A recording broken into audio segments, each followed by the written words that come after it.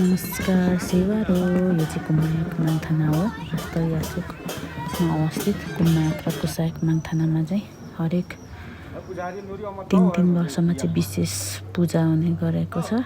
यो चाहिँ अहिले यो पूजा भइरहेको चाहिँ हाम्रो कुम्मा याकमाङ थानामा हो। यहाँ विशेष पुजारीहरूद्वारा चाहिँ पूजाको विशेष तयारी हुँदैछ। यो चामलको पिठोको रेखीहरू लाउँदै हुनुहुन्छ पुजारीद्वारा।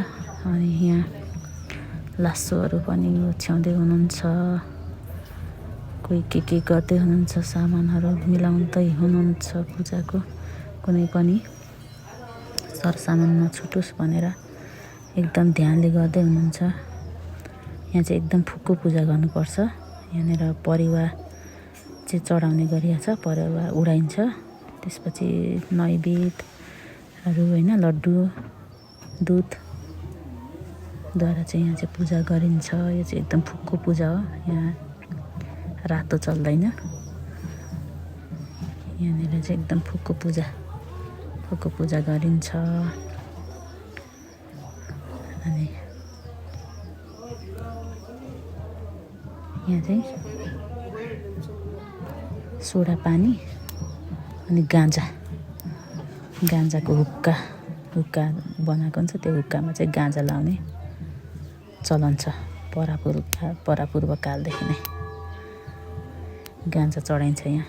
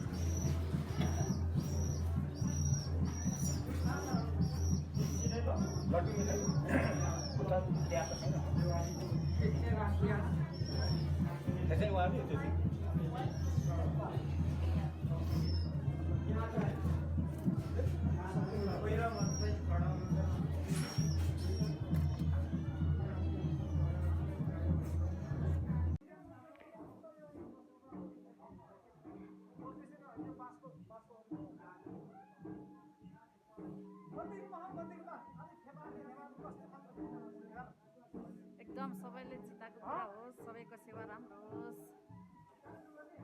आएको छैन माथि समार